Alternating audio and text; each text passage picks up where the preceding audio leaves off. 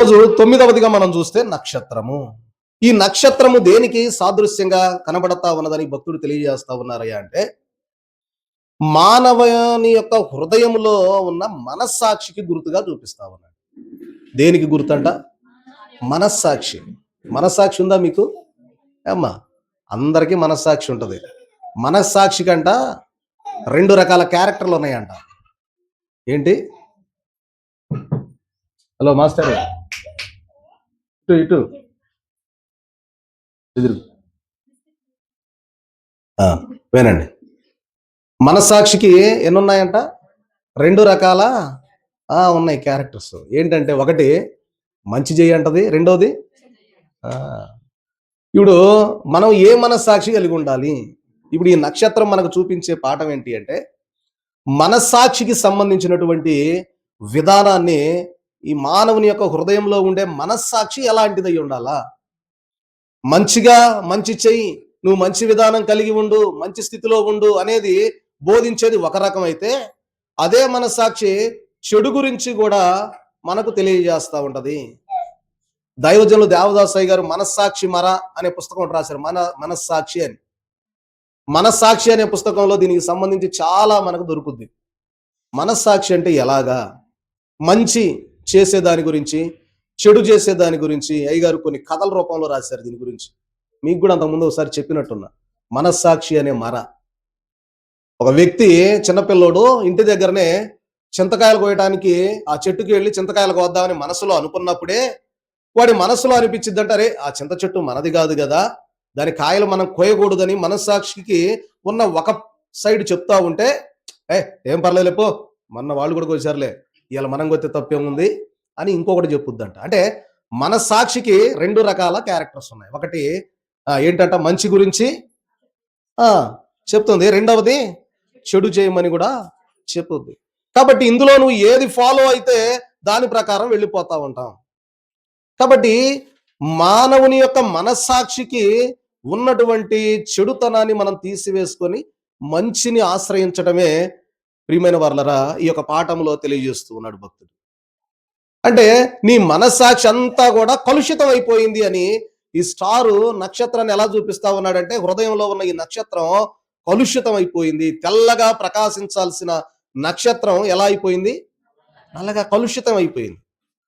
అంత చెడుతో కలుషితం అయిపోయింది.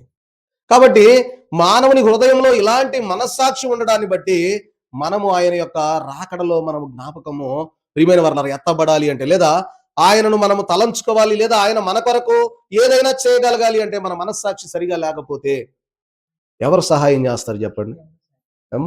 మన మనస్సాక్షి సరిగా లేకపోతే మానవులే ఏం చేస్తాం? సాటి మానవుడే వాడు మంచోడు కాదులే, అడుగులు బాబాకండి అంటారు, ఆడి దగ్గరికే బాబాకండి అంటారా లేదా? అంటారు. కాబట్టి మానవుని హృదయం అందలి ఉండే ఈ యొక్క మనస్సాక్షి చూడండి, ఇది బహు కలుషితముగాను అపవిత్రతతోనూ నిండి ఉన్నది గనక ప్రియమైన వారలారా ఈ నక్షత్రం ఏం చూపిస్తా ఉందంటే, ఇక్కడ అంటూ ఉన్నాడు, ఇది ఎడతెగని అంధకారములో మునిగి అంధత్వం వలన మార్గము తప్పినటువంటి స్థితిలో ఉన్నది అని తెలియజేస్తా ఉన్నాడు. మార్గము తప్పినటువంటి చుక్కలోని యోధా పత్రికలో అంటాడు, అమ్మ మార్గం తప్పిన చుక్కల వలె అంటాడు. మార్గం తప్పిపోతే అది ఎక్కడ పోయి పడుద్దో కూడా తెలియనే తెలియదు. దాని మార్గంలో ప్రయాణం చేసినంతసేపే అది కరెక్ట్గా వెళతా ఉంటది. ఇప్పుడు మనం బెల్లంకొండ వెళ్ళాలండి, బెల్లంకొండ వెళ్తా ఉన్న సమయంలో మనం దాని సరైన మార్గంలో వెళ్తాం కానీ ఇటు ఈ కొండలు అమ్మడబడి ఇటబడి కూడా పోవచ్చు అని కొండల్లో పడిపోతే పోగలుగుతామా? అంటే మన మార్గం ఏదైతే ఉందో, మనం వెళ్ళవలసినటువంటి మార్గం ఏదైతే ఉందో దాన్ని నిర్ణయించుకుని వెళ్ళాలి. కానీ మార్గము తప్పినటువంటి చుక్క వలె, నక్షత్రము వలె మానవుని యొక్క హృదయంలో కనబడతా ఉన్నది. చూడండి ప్రియమైన వారలారా, ఈ మలినమగు మనస్సాక్షి ఎలా ఉంటదయ్యా అంటే, ఒకప్పుడు అంట ప్రశాంతంగా ఉంటదంట. అర్థమవుతుందన్నమాట. వాళ్ళు మీరు సండే స్కూల్కి తీసుకుపోతే చూడండి, ఈ మలినమగు మనస్సాక్షి అసలు ఒక్కొక్కళ్ళు ఇయ్యాలి సెమీ క్రిస్మస్ అన్నట్టు వచ్చారు.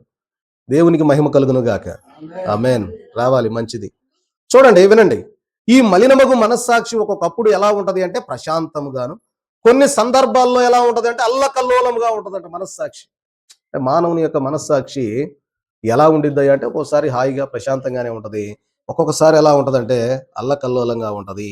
ఎందుకు అంటే ఎవరినైనా సరే మనం క్షమించవలసి వచ్చినప్పుడంట, ప్రియమైన వాళ్ళరా, ఎలా ఉండిద్ది? ఎవరినైనా క్షమించాల్సి వచ్చిందనుకో, ఏంది వాడిని క్షమించేది అసలు మనం? వాడు అసలు ఎట్లాంటోడు, ఎలాంటి చేశాడు అని ఒకటి సాకులు చెప్పుద్దంట మనస్సాక్షి. నీకు తెలుసా అసలు? నీకు గుర్తుందా?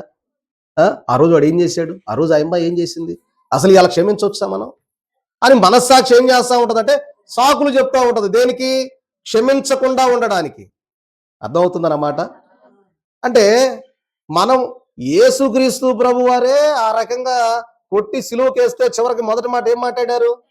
తండ్రి, వీరేమి చేయుచున్నారో వీరు ఎరగరు గనక. వాళ్ళు ఎరిగి చేశారా, ఎరగకుండా చేశారా? వాళ్ళకి తెలుసు కొడుతున్నారని తెలుసు, యేసయ్యను కొడుతున్నారు అన్ని తెలుసు, కానీ కొట్టారు. అయినా ప్రభు ఏమంటున్నాడు? వారికి తెలియదు అంటా ఉన్నారు, కాబట్టి వాళ్ళని క్షమించమంటున్నారు. కానీ ఇప్పుడు మానవుని యొక్క మనస్సాక్షి ఏం చెప్తా ఉందంటే, ప్రభువే క్షమించాడు కదా, మనం క్షమించకపోవడానికి మనం ఏ పార్టీ వాళ్ళం అనుకోకుండా మన మనసు ఏమని ఆలోచన చేస్తుందంటే, అసలు నీకు గుర్తుందా వాడు ఆ రోజు ఏం చేశాడు, ఆ రోజు ఏం చేసింది, ఎట్లా క్షమిస్తావు? ఊరుకో, మనసు రాయి చేసుకో, ఏం పర్వాలేదు అని మన మనస్సు మనస్సాక్షి ఏం చేస్తుంది? కఠినపరుస్తుంది. కానీ ఏ మాత్రము కూడా కరిగించబడదు. అప్పుడు మనం జ్ఞాపకం చేసుకోవాల్సి, యేసయ్యే అని దెబ్బలో కొడితే క్షమించాడు, ఏదో వాళ్ళు 4 మాటలు అన్నారు, దానికి మనం ఎందుకు ఇది అవ్వాలా అని మనం ఆలోచన చేసి, ప్రియమైన వాళ్ళారా, మన మనస్సాక్షిని మార్చుకోవాలి. కాబట్టి మరి ఇట్లు కొంతమంది అంటూ ఉన్నారు, ప్రియమైన వాళ్ళారా, నేరములు మోపుతారంట. వాడు అటు చేశాడు కదా, మనం ఎందుకు క్షమించాలా? వాడు అటు చేశాడు కదా, మనం ఎందుకు క్షమించాలి? చూడండి, ప్రభు నేరాలు మోపటం మొదలు పెడితే మనలో ఏ ఒక్కడ మీదైనా నేను ఏ నేరం లేనివాడని అనేవాడు ఎవరైనా ఉండగలుగుతారా? ప్రభు నేరం మోపటం మొదలు పెడితే ఈ రోజు ఉదయం లేచిన కాడ నుంచి లెక్క తీసుకుంటేనే చాలా ఉంటాయి మనలో ప్రభు నేరం మోపాలంటే. మరి మనం జీవించినంత కాలంలో మన పరిస్థితి ఏంటి? ఎన్ని నేరాలు ఉంటాయి? ప్రభువే మనల్ని క్షమిస్తా ఉన్నాడు. కాబట్టి సాటి మానవులను కూడా మనము క్షమించవలసిన వారమై ఉన్నాం. కాబట్టి మన మనస్సాక్షి, ప్రియమైన వర్లరా, ఈ మానవుని హృదయంలో ఉన్నటువంటి ఈ నల్లని మరి స్థితి కలిగినటువంటి ఈ యొక్క నక్షత్రం యొక్క స్థితి ఏంటి అంటే, వాత వేయబడిన మనస్సాక్షి కలిగిన వారు అయిపోతారంట. వాత బాధ్య అమ్మా అయ్యగారు ఒక మాట అన్నారు, మీ అందరికి తెలుసు. ఒకప్పుడు వాతం చేస్తే వాతలు వేసేవాళ్ళు, వాతం బాద్ది కానీ వాత పోయిద్దా అన్నారట. అమ్మా, ఇంతకుముందు వాతానికి వేసేవాళ్ళ లేదా? సిలువు గుర్తులాగా కాల్చి వేసేవాళ్ళు. మరి వాతం బాద్ది కానీ ఏం బాదు? వాత బాదు. ఈ మనస్సాక్షి కలిగిన వారు కూడా వాత వేయబడిన మనస్సాక్షి, ఇక వాత బాదు, ఇళ్లలో నుంచి ఈ పద్ధతి కూడా పోదు. అటువంటి మానవులలాగా మనం ఉండవద్దు అని, ఒకవేళ మన హృదయం ఈ విధంగా వాత వేయబడినటువంటి మనస్సాక్షి కలిగినటువంటి స్థితిలో గాన మన హృదయంలో ఇటువంటి ప్రియమైన వాళ్ళ అపవిత్రతతో గాన ఉంటే వాటిని తీసివేసుకోనండి అని తెలియజేస్తున్నాడు. అందుకే మీకు చదివించిన తిమోతికి రాసిన మొదటి పత్రిక 4వ అధ్యాయం మొదటి 2 వచనాల్లో చూడండి ఒకసారి వాక్యం చూద్దాం. అయితే కడవరి దినములలో కొందరు అబద్ధీకులు వేషధారణ వలన మోసపరుచు ఆత్మల యందును దయ్యముల బోధ యందును లక్ష్యముంచి విశ్వాస భ్రష్టులగుదురని ఆత్మ తేటగా చెప్పుచున్నాడు. కాబట్టి కడవరి దినాలలో కొందరు అబద్ధీకులు వేషధారణ వలన వచ్చి మనలను మోసపరచు ఆత్మల యందు దయ్యముల బోధ యందు లక్ష్యముంచుతారు అంటా ఉన్నారు. కాబట్టి ఈ నేటి దినాలలో మనము చూడవలసిన స్థితి ఏంటంటే, ఏది నిజమైన బోధగా ఉంటున్నదో కూడా గమనించి దేవుని యొక్క వాక్యమును వినాలని తెలియజేస్తూ ఉన్నారు. అలాగే హెబ్రీయులకు రాసిన పత్రిక 10వ అధ్యాయం 22వ వచనంలో కూడా చూస్తే, అక్కడ పౌలు గారు రాస్తూ ఉన్నటువంటి మాట ఏంటి అంటే, ఇక్కడ అంటాడు ఆ మాట, మనస్సాక్షికి కల్మషము తోచకుండునట్లు ప్రోక్షింపబడిన హృదయమును గలవారమును నిర్మలమైన ఉదకముతో స్నానము చేసిన శరీరమును గలవారమునై ఉండి విశ్వాస విషయములో సంపూర్ణ నిశ్చయత కలిగి యథార్థమైన హృదయముతో మనము దేవుని సన్నిధానమునకు చేరుదము అంటున్నాడు పౌలు గారు. చూడండి, ఇక్కడ ఏమంటా ఉన్నారు అంటే, మనస్సాక్షికి కల్మషము తోచకుండానట్లు, అంటే ఏదైతే మనస్సాక్షి ఉన్నదో మానవునికి, ఆ మనస్సాక్షికి ఏముండకూడదంట? కల్మషం ఉండకూడదు. అంటే చెడు చేయాలనేటటువంటి తాపత్రయం ఇవే ఉండకూడదు. ఒకవేళ అలా ఉన్నట్టయితే ఇక్కడంటా ఉన్నాడు, కల్మషము తోచకుండునట్లు నువ్వు ఎలా ఉండాలి అంటే, ప్రోక్షింపబడిన హృదయములు గలవారమును నిర్మలమైన ఉదకముతో స్నానము చేసిన శరీరములు గలవారమై. హృదయము ప్రోక్షింపబడాలి. దేవుని యొక్క ప్రియమైన వారలరా, చూడండి అంటూ ఉన్న మాట, ప్రోక్షింపబడిన హృదయములు గలవారమును నిర్మలమైన ఉదకముతో స్నానము చేసిన. అంటే నిర్మలమైనటువంటి ఉదకము అంటే నీరు. ఏమ్మా, మనం స్నానం చేస్తాం కదా, అలాగే ఇది ఆత్మకు సంబంధించి ఎలా చెప్తా ఉన్నాడంటే, నిర్మలము అనబడినటువంటి నీటిని తీసుకొని మీరు స్నానం చేస్తే, అంటే ఆ నిర్మలమైనటువంటి దానిని మనం కలిగి ఉంటే, ప్రియమైన వారలరా, ఏమంటా ఉన్నారు అంటే, స్నానము చేసిన శరీరములు గలవారమై ఉండి విశ్వాస విషయంలో సంపూర్ణ నిశ్చయత కలిగి యథార్థ హృదయముతో మనము దేవుని సన్నిధిని చేరవలెను అంటున్నాడు. అంటే మనం దేవుని సన్నిధానమునకు చేరాలి అంటే మనం ఎటువంటి హృదయాన్ని కలిగి ఉండాలి? అర్థమవుతుందా? మరణాత. కాబట్టి ఈ నక్షత్రము దేనికి సాదృశ్యంగా ఉన్నది అంటే మనస్సాక్షికి సాదృశ్యంగా కనబడతా ఉన్నది. ఇక్కడి వరకు కూడా మనం జ్ఞాపకం చేసుకుంటే, ప్రియమైన వారలారా, ఈ యొక్క సందర్భాలన్నీ కూడా మానవుడిలో ఉన్నటువంటి కల్మషాన్ని, ఉన్నటువంటి స్థితిగతులను ఇవి సూచిస్తా ఉన్నాయి. ఇప్పుడు మన యొక్క పాఠములో అంశము ఏమున్నది? అక్కడ పైన అమ్మా, నక్షత్రం తర్వాత ఏముంది? కన్ను. తర్వాత మనం జ్ఞాపకం చేసుకోవాల్సింది ఏంటి అంటే కన్ను. ఇది ఏ కన్ను అంటే దేవుని కన్ను. మానవుని యొక్క హృదయంలో దేవుని కన్ను కూడా ఉన్నది. అమ్మ, మాకు ఇప్పుడు దాకా తెలియదండి, మానవుని హృదయంలో దేవుని కన్ను ఉండడం ఏంటి అంటారా? అమ్మా, మానవుని యొక్క హృదయంలో దేవుని కన్ను ఉన్నది. అంటే మనము ఏమి చేస్తా ఉన్నామో అది దేవుడు చూస్తా ఉన్నాడు. చూడండి, మీకు పరిశుద్ధ గ్రంథములో ప్రియమైన వారలారా అనేకమైనటువంటి రెఫరెన్స్లు మనకు కనపడతాయి. దేవుని కన్ను మానవుని హృదయంలో ఎప్పుడు కూడా ఉంటానే ఉంటది అనే దానికి చూడండి, మానవ హృదయ రహస్యములన్నింటినీ పరిశోధించగల ప్రకాశమానమైనటువంటి నేత్రము దేవుని కన్ను. మన కంటికి కొన్ని కనపడతాయి, కానీ దేవుని కంటికి అన్నీ కనపడతాయి. అంత పెద్ద కన్నాయి గారు అంటే, ప్రియమైన వారలారా, కన్ను అన్నిటినీ పరిశోధించగలిగినటువంటి కన్ను. మనం బయటికే చూస్తాం. ఇప్పుడు మీరు అందరూ బయటికి చక్కగా వచ్చేసారు, ఇంతవరకు కనపడుద్ది. కానీ మీ హృదయంలో ఏముందో నాకు తెలుసుద్దా? ఏ మానవుడికి తెలియదు. హృదయ రహస్యములు ఎరిగినటువంటి దేవునికి తప్ప ఎవరికి తెలియదు. పైకి నేను ఇప్పుడు ఇలా కనపడతా ఉన్నా, నాలో ఉన్న హృదయంలో ఉన్నటువంటి నా స్థితి ఏంటో మీకు తెలియదు.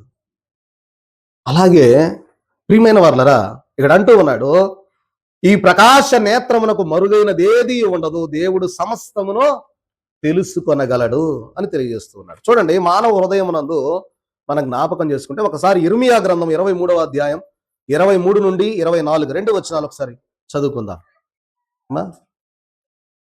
మా అర్థమవుతుందా మీకు? మరణాత చదవ. ఇర్మియా గ్రంథం 23వ అధ్యాయం 23 నుంచి 24 2 వచనాలు చదవండి.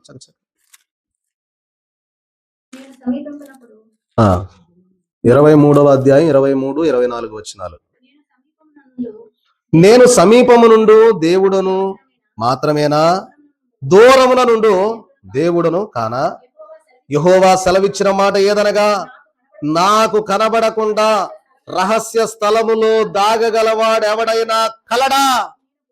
నేను భూమి ఆకాశముల అంతటను నున్నవాడను కానా? ఇదే యెహోవా వాక్కు. చూసారా, ఇర్మియా భక్తుని ద్వారా దేవుడు సెలవిస్తూ ఉన్న మాట ఏంటంటే, నేను ఇదిగో దగ్గర నుండి వాడనేనా, దూరంగా ఉండి వాడను కానా? ఇప్పుడు మీరు అందరు దగ్గర ఉన్నారు. అమ్మా, వింటున్నారా, నిద్రపోతున్నారా? మరణాత, మీరు అందరు దగ్గర ఉన్నారు, నాకు కనపడుతున్నారు. మీరు ఎక్కడో రేగడ పొలంలో ఉన్నారు, నేను ఎక్కడన్నా కనపడతారా? కనపడం. ఇప్పుడు ఇక్కడ దేవుడు ఏమంటున్నా తెలుసా? నేను దగ్గరగా ఉంటేనే కనపడుతున్నానా, దూరంగా ఉంటే దేవుని గానా? చూసారా, అంటే దగ్గరగా ఉన్నా దూరంగా ఉన్నా సమస్త మానవాళికి దేవుడు ఒక్కడే, సృష్టికర్త అయిన దేవుడు ఒక్కడే. కాబట్టి ఇక్కడ దేవుడు సెలవిస్తూ ఉన్న మాట ఏంటంటే, దగ్గరగా ఉన్నటువంటి మీకేనా దేవుణ్ణి, దూరంగా ఉన్నవాడికి దేవుణ్ణి కాదా? అదే అంటున్నాడు దేవుడు. ఇంకేమన్నాడు? యెహోవా సెలవిచ్చిన మాట ఏదనగా, నాకు కనబడకుండా రహస్య స్థలములో దాగగలవాడు ఎవడైనా కలడా? అంటే నాకు తెలియకుండా మీరు ఎక్కడ దాక్కున్నా కూడా నాకు తెలిసిపోద్ది, మీరు ఎక్కడ ఉన్నారో తెలిసిపోద్ది అంటున్నాడు. అదే దేవుని కన్ను. అదే అంటున్నాడు ప్రభువు. ఇంకా ఏమన్నాడు? నేను భూమి ఆకాశముల అందంతటా ఉన్నవాడను. భూమి మీదే కాదు, ఆకాశంలో ఉన్నాడు, పాతాళంలో ఉన్నాడు, అన్ని స్థలములలో ఆయన కన్ను సంచరించుతూనే ఉన్నది. కాబట్టి మనము జాగ్రత్త గలవారమై ఉండాలని ఇర్మియా భక్తుడు తెలియజేస్తున్నాడు. అలాగే కీర్తనల గ్రంథం 121:3-8 వచనాల్లో చూస్తే, కీర్తనలు 121:3-8. ఆ తర్వాత ఒకళ్ళు హెబ్రీ పత్రిక 4:13 ఒకళ్ళు తీసుకుంచండి. కీర్తనలు 121:3-8. మూడో చదవండి. నిన్ను కాపాడువాడు కొనకడు నిద్రపోడు, ఇశ్రాయేలును కాపాడువాడు కొనకడు నిద్రపోడు, యెహోవాయే నిన్ను కాపాడువాడు, నీ కుడి ప్రక్కన యెహోవా నీకు నీడగా ఉండును. పగలు ఎండ దెబ్బను నీకు తగలదు, రాత్రి వెన్నెల దెబ్బను నీకు తగలదు, ఏ అపాయమును రాకుండా యెహోవా నిన్ను కాపాడును. ఆయన నీ ప్రాణాన్ని కాపాడుతాడు. అంటే సమస్తము కూడా నీ గురించి ఆయనకు తెలుస్తుందా లేదా? కాబట్టి నువ్వు ఎక్కడున్నా నిన్ను కాపాడగలిగేవాడు, రక్షించగలిగేవాడు ఆయన మాత్రమే. అవునా కాదా? మాట్లాడలేదు. చూడండి, హెబ్రీలకు రాసిన పత్రిక 4వ అధ్యాయం 13వ వచనంలో కూడా మాట ఉంటుంది, చదవండి. మరియు ఆయన దృష్టికి కనబడని సృష్టము ఏది లేదంటే, సృష్టిలో ఆయన సృష్టించిన సృష్టి అంతటిలో కూడా ఆయనకు కనబడకుండా ఉండేది ఏది కూడా మనము ఎవరికి లెక్క అప్పచెప్పాలి? ఆ దేవుని కన్నులకు సమస్తము కూడా మరుగు చేయబడకుండా తేటగా ఉన్నది. ఎలా ఉందంట? మనకి అంత దూరంలో సరిగ్గా కనపడదు అమ్మా. అంత దూరంలో ఉందనుకోండి, అక్షరాలు రాసామనుకోండి, కనపడవు. ఆయన ఎక్కడో పరలోకంలో ఉండి చూస్తే అన్ని ఎలా కనపడుతున్నాయంట? తేటగా కనపడతాం. కాబట్టి ఆయనకు మరుగైనది ఏది కూడా లేదు. ఉందంటారా? ఒకసారి దినవృత్తాంతాలు 2వ గ్రంథం 16వ అధ్యాయం 9వ వచనం ఒకళ్ళు, సామెతల గ్రంథం 15:3 ఒకళ్ళు, యోబు గ్రంథం 34:21 ఒకళ్ళు. చకచక చదివితే ముందుకెళ్ళిపోదు. దినవృత్తాంతాల 2వ గ్రంథము 16వ అధ్యాయం 9వ వచనం ఒకళ్ళు చదవండి. దినవృత్తాంతాల 2వ గ్రంథము 16వ అధ్యాయము 9వ వచనం. యెహోవా కను దృష్టి లోకమందంతటా సంచారము చేయుచున్నది. ఈ విషయమందు నీవు చాలండి. అంటే యెహోవా యొక్క కనులు సమస్తమందంతటా కూడా ఏం చేస్తున్నాయంట? ఏమండి, మన ఊళ్ళో ఎప్పుడు కనపడలేదండి నాకు కన్ను. మనకు కనపడదండి, కానీ మనందరం ఎవరికి కనపడతాం? అది. కాబట్టి ప్రియమైన వారలారా, పిల్లి పాలు తాగుతా ఏమనుకుంటుందంట? నన్ను ఎవరో చూడలేదని కళ్ళు మూసుకుని తాగింది. కళ్ళు మూసుకుంటే ఎవరికి కనపడుద్ది? కాబట్టి మనం కూడా అంతే అనుకుంటాం. కానీ సమస్తము చూడగలిగేవాడు దేవుడే. ఆయన కన్ను లోకమంతటా సంచారం చేస్తుంది. సామెతల గ్రంథం 15:3 కూడా మాట్లాడాడు సొలొమోను గారు. చదవండి 15:3 సామెతలు. యెహోవా కన్నులు ఎక్కడుంటాయంట? ప్రతి స్థలము మీద కూడా ఆయన కన్నులు ఉంటాయి. చెడ్డవారిని మంచివారిని అవి చూస్తూ ఉంటాయి. కాబట్టి ఆ విషయంలో కూడా మనము జాగ్రత్త కలిగి ఉండాలి. అలాగే యోబు గ్రంథం 34:21. యోబు గ్రంథం 34:21. నరుల హృదయముల మీద మార్గముల మీద నుంచబడి ఉన్నది. మళ్ళీ ఒకసారి చదవండి అది. ఆయన దృష్టి నరుల మార్గముల మీద ఉంచబడి ఉన్నది. చాలండి. ఎలా ఉందంట? అంటే మానవుని యొక్క మార్గం ఏదైతే ఉందో, వారు నడిచేటటువంటి విధానం ఎలా ఉందో, వాడి త్రోవలు ఎలా ఉన్నాయో, వాడి పరిస్థితులు ఎలా ఉన్నాయో, వాడి స్థితిగతులు ఎలా ఉన్నాయో, పెళ్లి చేస్తే పిల్లలు సరిగా చూస్తాడా లేదా, ఇవన్నీ చూస్తాడు. చూడ్డంటారా? ఏమంటే చూసి మరి ఎందుకు ఇస్తున్నారండి, కొడతా ఉన్నారు అనుకుంటున్నారా? బాగానే ఉంటాడని ఇచ్చాడు. అమ్మా, రోజు కొడతా ఉంటే ఏం చేస్తారు? కానీ దేవుడు చూస్తాడా లేదా? మన మార్గం ఎలా ఉందో ప్రియమైన వారలారా, మన మార్గాలు ఎలా ఉన్నాయో అవన్నీ కూడా దేవుడు తప్పకుండా చూస్తాడు. ఆయన కన్నులు మన మార్గం మీద ఉన్నాయి. కాబట్టి జాగ్రత్త కలిగి ఉండాలి. చివరిగా కన్ను గురించి చూస్తే, కీర్తనల గ్రంథం 139వ కీర్తన 7-12 వచనాలు నేను ఇందాక చదివించాను మీకు. ఒకసారి నేను చదువుతాను, మీరు జాగ్రత్తగా వినండి. 139వ కీర్తన 7-12 వచనాల వరకు.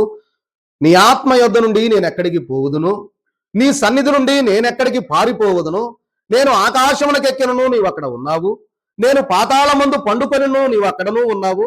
నేను వేకువ రెక్కలు కట్టుకొని సముద్ర దిగంతములలో నివసించినను, అక్కడను నీ చెయ్యి నన్ను నడిపించును.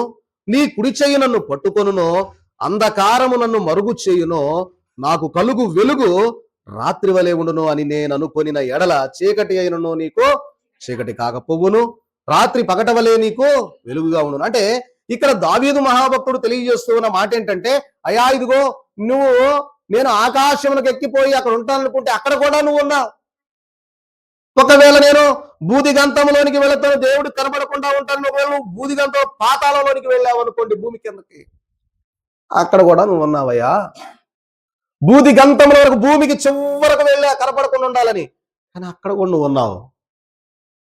సముద్రంలో సముద్ర దిగంతంలోనికి వెళ్ళా, అక్కడ కూడా నువ్వు ఉన్నావు. యోనా గారు చేప గర్భంలోనికి వెళ్ళినప్పుడు ఏమని ప్రార్థన చేశాడు? పాతాళ గర్భంలోనికి నేను వచ్చానయ్యా, అయినా కూడా నువ్వు నన్ను ఇక్కడి నుంచి తీసుకెళ్తావయ్యా, నన్ను తీసుకెళ్ళయ్యా అని ప్రార్థన చేస్తాను. అక్కడ దేవుని హస్తం ఉందా లేదా? కాబట్టి ప్రియమైన వారలారా, దేవుని కన్ను ప్రతి స్థలంలో ఉంటా ఉన్నది గనక మనము జాగరూకత కలిగి ఉండవలసిన వారమై ఉన్నాం. సమయం అయిపోతుంది కనుక ఈరోజు ఎట్టయినా ఈ పాఠం ముగించాలి, అందుకనే తొందరగా ముందుకెళ్దాం. 11వదిగా చూస్తే, ఈ కనపడ్డాయా మీకు అసలు ఫోటోలో? చూడండి ఎక్కడున్నాయి. హృదయం బయట చుట్టూ ఏంటి అవి అంటే అగ్ని వంటి చిన్న చిన్న నాలుకలు అన్నారు. ఏంటంటవి? అగ్ని వంటి చిన్న చిన్న నాలుకలు. అవన్నీ కూడా హృదయానికి ఎక్కడున్నాయి? బయట ఉన్నాయి. అవన్నీ లోపల ఉన్నాయి, ఇవేమో బయట ఉన్నాయి. బయట ఇంకా ఏమేమి ఉన్నాయి చెప్పండి? పౌరం కనపడుతుంది బయట. దేవదూత చేతిలో ఏముంది? బైబిల్ ఉంది. ఈ 3 సందర్భాలు కూడా హృదయానికి బయట ఉన్నాయి. హృదయంలో ఉన్నటి గురించి ఇప్పుడు దాకా చదువుకున్నాం మనం. ఈరోజు ముగింపులో హృదయం బయట ఉన్నటువంటి వాటి పరిస్థితి ఏందో చూద్దాం. ఏంటయ్యా అంటే, ఈ యొక్క అగ్ని వంటి చిన్న చిన్న నాలుకలు దేనికి సాదృశ్యంగా కనపడతా ఉన్నాయంటే, దేవుని యొక్క ప్రేమ. చూడండి, భక్తుడు తెలియజేస్తున్నట్లుగా ఈ హృదయము వెలపల ఆవరించి ఉన్న అగ్ని వంటి చిన్న చిన్న నాలుకలు పాపి యొక్క హృదయము చుట్టూ ఆవరించి ఉన్న దేవుని ప్రేమకు గుర్తుగా ఉన్నవి అని రాశారు. వాడు ఎట్టో నాశనం అయిపోతున్నాడు, మనకెందుకు లేని దేవుడు ఏం చేయలేదు, విడిచిపెట్టలా.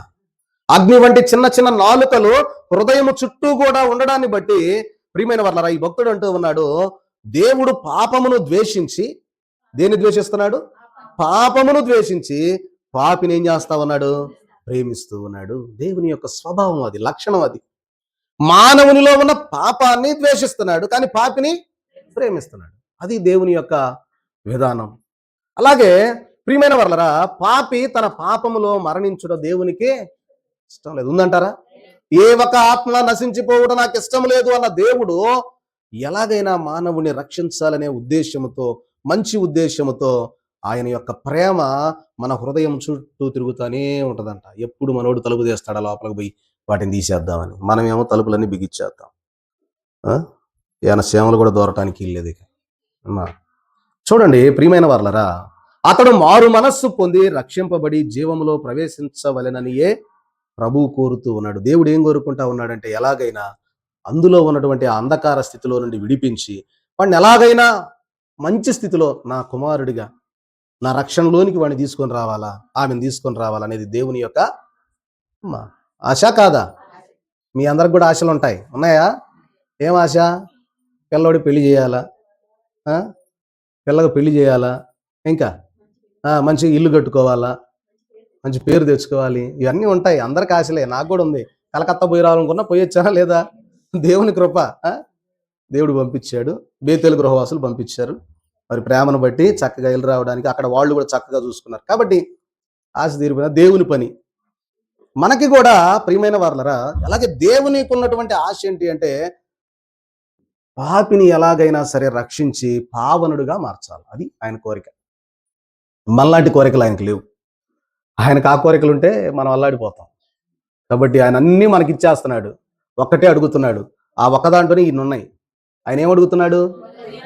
బాగా చెప్పారు. నా పాట మీకు బాగా అర్థమైంది అనుకుంటున్నా.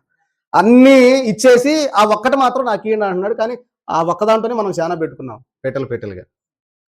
చూడండి ప్రియమైన వారలారా, పాపులను రక్షించడానికే యేసుక్రీస్తు ప్రభువారు ఈ లోకానికి వచ్చి ఆయన చేసినటువంటి గొప్ప పుణ్యకార్యం మనలను రక్షించడానికి తన ప్రాణాన్ని పెట్టి రక్తమును చిందించినట్లుగా మనం చూస్తూ ఉన్నాం. కాబట్టి ప్రియమైన వర్లరా, ఒక్క పాపి మారు మనస్సు పొందితే పరలోకం అంతా కూడా పండగ చేసుకుంటుంది అన్నారు దైవజనులు.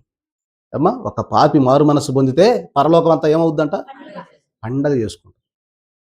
కాబట్టి మారు మనస్సు అనేది చాలా ప్రాముఖ్యమైనది. ఈ యొక్క మరి ఆనంద మాసంలో మనము ప్రియమైన వర్లరా మన యొక్క పాపములను దేవుని ఎదుట ఒప్పుకొని ఆయన రక్షణ మార్గంలోనికి నడిపించబడకపోతే అక్కడికి ఎలా ఎత్తబడగలుగుతాం? తర్వాత 12వదిగా చూస్తే ఇందాక ఏం చెప్పుకున్నాం? దేవదూత. ఈ దేవదూత ఎక్కడుంది? హృదయానికి బయట ఉన్నది. ఇప్పుడు ఈ యొక్క దేవదూత లోపలికి పోయి, అంటే దేవదూత దేవునికి సాదృశ్యంగా ఈ భక్తుడు పోల్చాడు అంటే దేవుని యొక్క వాక్యం నాకు. అందుకే పరిశుద్ధ గ్రంథాన్ని పట్టుకున్నట్లుగా మనకు అక్కడ కనబడతా ఉన్నది. దేవుని వాక్యానికి సాదృశ్యంగా ఉన్నది. అంటే ఆ మానవుని యొక్క హృదయంలోనికి దేవుని వాక్యం వెళ్ళటల్లా. అందుకే అవన్నీ గూడు కట్టుకున్నాయి. మీరు కూడా 4 వారాలు గుడి మానేశారనుకోండి, ఇక ఆ తర్వాత నుంచి బడికి పోవటం మీరు. ఇక అమ్మా, ఇంకొచ్చే పని ఉండదు. 4 వారాలు గట్టిగా మానేయబాకండి. కొంపదీసి అట్ట మానేశారు, మీ అందరికి మరణాత. ఒక్క వారం మానేస్తేనే 2వ వారం బాగుద్ది కాదు. అందుకని మానవుని యొక్క హృదయంలో ప్రియమైన వారలరా ఎలా ఉండిద్దయా అంటే స్థితి, దేవుని యొక్క వాక్యమును మనము లోపలకు చేర్చుకోవడానికి అంగీకరించాం. బైబిల్ చదవడానికి అంగీకారం ఉండదు, వాక్యం వినటానికి ఇష్టం ఉండదు, అలాగే దేవుని యొక్క సంగతులు వినడానికి కూడా ఇష్టం ఉండదు. లోకపు మాటలు ఎంతసేపు చెప్పినా వింటాం. అవునంటారా కాదంటారా? సీరియల్ పెట్టండి, టీవీ పెడితే వంతున సాయంకాలం దాకా ఫోన్ మొట్టుకుంటే రీల్స్ పోతానే ఉంటుంది సమయం అంతా. ఆ సమయం అంతా అట్లా వేస్ట్ చేస్తాం. కానీ బైబిల్ పట్టుకోగానే నిద్ర వచ్చింది, బైబిల్ పట్టుకోగానే పని గుర్తొచ్చింది, బైబిల్ పట్టుకోగానే అన్ని గుర్తొస్తాయి. వాక్యం చదవం, వాక్యం వినం, వాక్యం నేర్చుకోము, ప్రార్థన నేర్చుకోము. అంటే మానవుని యొక్క హృదయంలోనికి ఇవన్నీ రాకుండా లోపల అదంతా ఫుల్ అయిపోయిందా? మానవ హృదయం అంతా ఫుల్ అయిపోయింది, ఖాళీ లేదు. ఇప్పుడు దేవుని వాక్యం లోపలికి వెళ్ళాలా? చూడండి, ఇక్కడ ఏం రాస్తా ఉన్నాడు భక్తుడు అంటే, ప్రతి వారు పశ్చాత్తాపము నొంది దేవుని వెలుగును ప్రేమను తమ హృదయములలోనికి ఆహ్వానిస్తే వారు దేవునితో సహవాసము కలిగి ఉంటారు. కాబట్టి దేవుని వాక్యాన్ని మానవుని యొక్క హృదయంలోనికి పంపించగలగాలి. అలా పంపిస్తే స్థితిగతులన్నీ మారిపోతాయి. అసలైన ఆయుధం ఇదే. ప్రియమైన వర్లరా, దేవుని వాక్యం చదవడం వల్ల మన హృదయాలు తెరవబడతాయి. లోపల ఉన్నటువంటి ఈ ఏదైతే మనం చెప్పుకున్నామో గర్వం, అహంకారం, కోపం, ద్వేషం, అసూయ, కాముకత్వం, ఇవన్నీ కూడా పోవాలి. లోభత్వం, ధనాపేక్ష, ఇవన్నీ సాతాను క్రియలు, అబద్ధాలు, ఇవన్నీ పోవాలి అంటే ఏం రావాలి లోపలికి? ఏం రావాలి? గట్టిగా చెప్పండి. అది ఏమంటే అది వస్తే ఎందుకు పోతాయి అంటే అది నిన్ను గద్దిస్తూ ఉంటుంటుంది. అది చదవంగానే ఇదిగో దేవుడు ఇది చెప్తున్నాడు, జాగ్రత్త జాగ్రత్త జాగ్రత్త. పొయ్యి మీద పెనం పెట్టాం, కాలుతా ఉంది, ఎవరైనా చేయి పెడతారు దాని మీద? ఏం పెడితే ఏమవుద్ది తెలుసుగా మనకి అందరికీ. అలాగే దేవుని వాక్యం హెచ్చరిస్తూ ఉంటుంది, ఇది చేసావా జాగ్రత్త, చేసావా జాగ్రత్త అని. అంటే పెనం మీద మరి కాలుతుందని తెలిసి కూడా మనం చేయి పెట్టం కదా. అట్లానే దేవుని వాక్యం మనలోనికి వచ్చినప్పుడు ఆటోమేటిక్గా ఏమవుద్దంటే మనం భయపడతాం, జాగ్రత్తగా ఉంటాం, దూరంగా ఉండడానికి అవకాశం ఉంటుంది. ముగించుకుందాం. చివరిగా ఇది దేవదూత, దేవుని వాక్యము ఎలాగ మానవుని యొక్క హృదయంలో లేని కారణాన హృదయం అంతా కూడా గలిబిలిగా ఉంది. చివరిది, ఈ పాఠంలో చివరిది ఏంటంటది? పావురం. పావురమా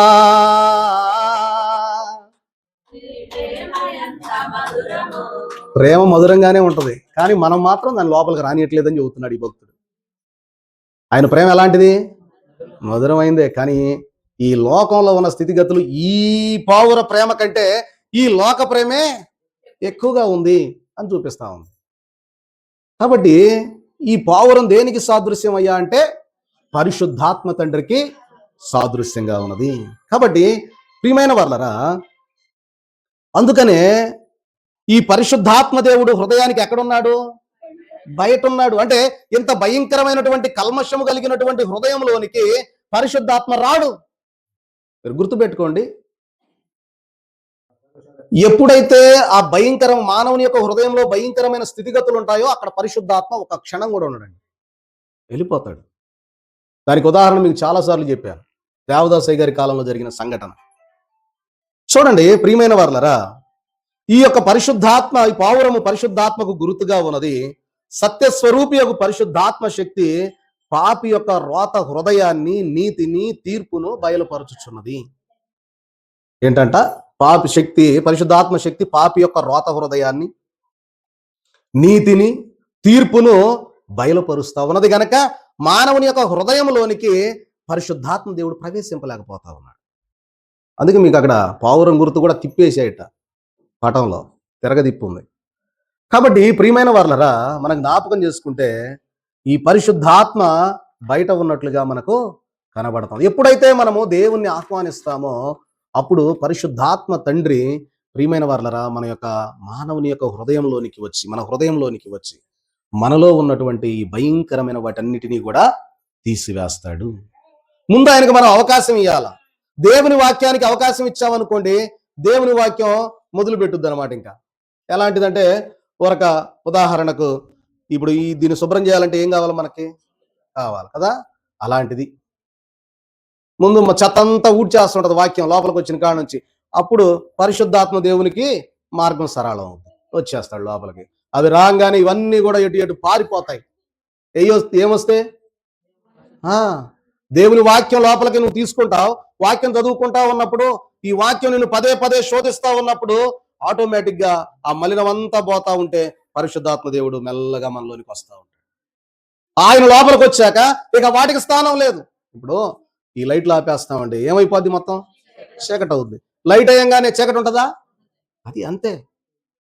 పరిశుద్ధాత్మ కూడా లోపలికి వస్తే చీకటి, హృదయంలో ఉన్నటువంటి చీకటి బయటికి వెళ్ళుద్ది. అంటే దేవుని వాక్యము వెలుగు గనక, వెలుగు మన హృదయంలోనికి వస్తే అంధకారం అంతా పారిపోద్ది. అందుకే దైవజనులు రాసిన పాటలో, కలులు చీకటి నడుచుచు వెలుగు జూచిరి, పలు విధంబులైన ఎట్టి పాప చీకటుల్ తొలగజేసి శుద్ధ కాంతి కలుగజేయుమా, వెలుగుగా దేవుడు వెలసే దాత్రిలో, వెలుగుగా దేవుడు వెలసే దాత్రిలో, దేవ స్తోత్ర గానములపై దివ్య స్థలములో, దేవమా దేశ స్థలములో, దేవలోక పావనులను దీన నరులను, బోవా జోడా భువి దివి క్రిస్మ, బోవా జోడా భువి దివి క్రిస్మ.